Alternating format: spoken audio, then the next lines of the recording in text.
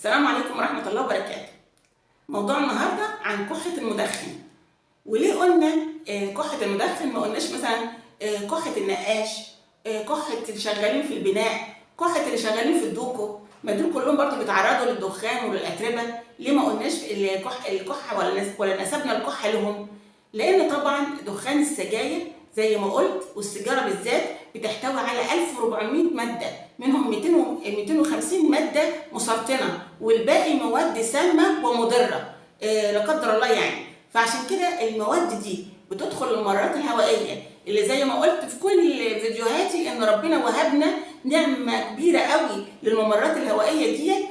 زودها بغشاء سبحان الله عبارة عن مقاشات تطرد للخارج، بس تطرد اي مادة غير الهواء النظيف. اي هواء داخل تسمح للهواء النظيف يدخل، واي ماده معلقه فيه على طول تقوم المقاشات اللي هي الاهداب اللي زي رموش العين دي، بس اللي بتتحرك في اتجاه واحد تطرد لبره على طول. لكن اللي هي المواد بقى اللي موجوده في السيجاره دي بتدخل على الخلايا دي، ما دام ما فيها اهداب لا قدر الله بتعمل لها ايه؟ بتعمل لها لا قدر الله بيزل هايبربليزيا او جبلة سيل هايبربليزيا. يعني ايه يا دكتوره؟ يعني البيزل سيل دي خلايا موجوده في الغشاء اللي انا قلت عليه اختصاره كبير جمله كبيره قوي بالانجليزي سيدوستراتيفايد كولامنر كيوبويدال سيليتد ابيثيليال. سيليتد يعني ايه؟ يعني فيها اهداب، فيها سيليا اهداب تحرك كده زي المقشه.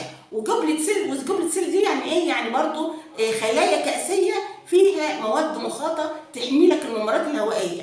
فالجمله دي كلها بتتدمر بايه؟ بتتدمر بالدخان. يخش الدخان السجاير اللي فيه 1400 ماده سامه ومسرطنه، تلاقي الخلايا اللي ربنا خلقها لك سليمه وعماله تشتغل مقشه تطرد الاجسام الضاره والاجسام السامه من جسمك، فتقوم ايه؟ تعمل لها هايبربليزيا. يعني ايه هايبربليزيا؟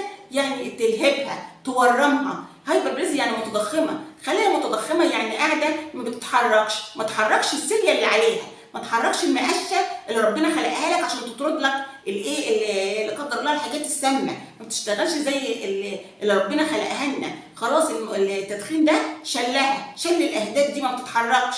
بيحصل اول حاجه هايبربليزيا. يعني ايه؟ يعني ورمت، تضخمت الخليه، تضخمت. بعد كده لا قدر الله بيحصل ايه تاني؟ بيحصل اسكويمس ميتابليزيا.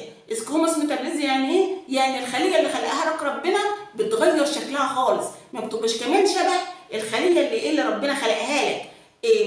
ومفيش طبعا برضه شغل اللي السيليا او الاهداب انها تطرد المواد الضاره. فعشان كده المواد الضاره تدخل وتتراكم وتعمل لك البلغم وتكح بقى زي اي مدخن.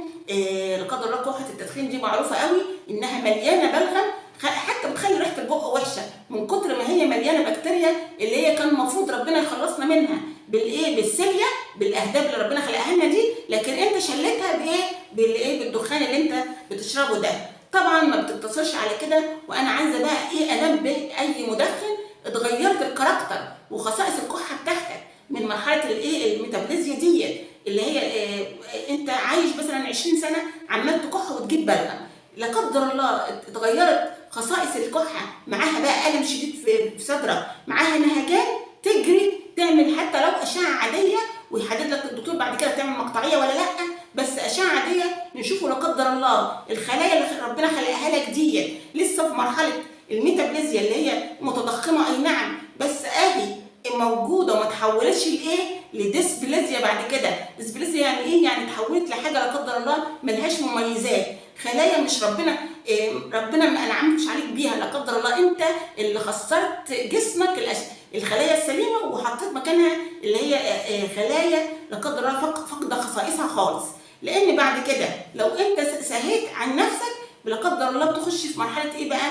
اللي هي زي ما قلت الديسبليزيا، وبعدين لا قدر الله انسيتيو كانسر. انسيتيو يعني ايه؟ يعني خلايا سرطانيه جوه خليه الخليه نفسها بتاعت الغشاء الممرات الهوائيه، لسه مكانها بس ممكن تكتشفها في المرحله دي، ويبقى علاجها سهل جدا باستئصال جراحي وباشعاع وكيماوي، يبقى معدل انك تعيش يبقى كتير عن لا قدر الله انك تخش في مرحله بعد كده اسمها انفيزيف انفيزيف يعني ايه؟ يعني يغزو بقى، مش الخلايا بس الغشاء اللي مبطل لك الممرات الهوائيه، لا ده كمان دخل في جدار الممرات الهوائيه واخترق الرئه وعمل لك ايه لا قدر الله لانج كانسر، اللي هو لا قدر الله اتحولت من كحه مدخن لا قدر الله سرطان في الرئه، اللي هو برده مصاحب بكحه بس خصائصها اتغيرت. عشان كده بقول لك تلاحظ خصائص الكحه بتاعتك،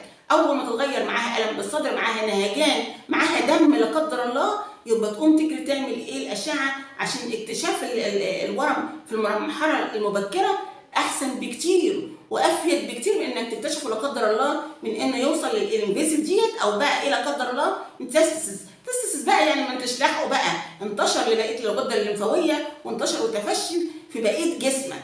عشان كده انا عامله التوعيه دي بالذات، بقول ان المدخن بيكح وهيتم يكح، وطول ما بيدخن يبقى فيه بلغم متراكم والاهداب مش شغاله وهيتم عنده بلغم وريحه بقه وحشه طول ما بيدخن. بس كحه التدخين تختلف خالص عن لا قدر الله لو قلبت بكحه مسرطنه، واكيد لا قدر الله الاستمرار في التدخين بنسبه جامده، عدد سجاير كتير وعدد ومده طويله، عدد يعني اللي بيدخن سنه غير اللي بيدخن 15، غير اللي بيدخن 20، واللي بيدخن علبه سجاير في اليوم غير اللي بيدخن علبه ونص وعلبتين، دي غير دي. فالكثره في العلب السجاير والمده بتسمح لايه؟ بتسمح للخلايا اللي ربنا خلقها لك طبيعيه انها ايه؟ تتخابس بقى، تبقى شرسه. الاول زي ما قلت تتضخم، وبعدين بتشل الاهداب ديت اللي هي بتطرد لك الحاجات اللي لا قدر الله الغريبه من جسمك، وطبعا بتتحول بعد كده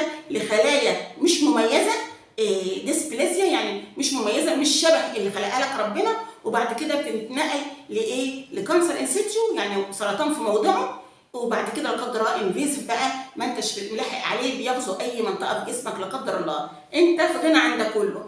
كل فيديو اقول حتى لو بالتدريج تبطل السجاير، لو بالتدريج ما عندكش اراده يبقى مثلا 5 سجاير الاسبوع ده، سيجارتين الاسبوع اللي بعديه، وتحط الفيديوهات للدكتوره مواشن كده وتشوفها ان بتقول ايه على الدخان وعلى المواد المسرطنه، بتعمل لك ايه في جسمك، بتغير لك طبيعه ربنا اللي خلقها لك كويسه ازاي. ديت اول ما تسمعها ان شاء الله هتقوم فورا ترمي علبه السجاير وتقول والله ما انا واخدها تاني. دي كانت توعيه النهارده عن كحه المدخن وازاي بتتحول لكحه مسرطنه لا قدر الله. اشوفكم توعيات تانيه كتير من توعيه الدكتوره مواشن.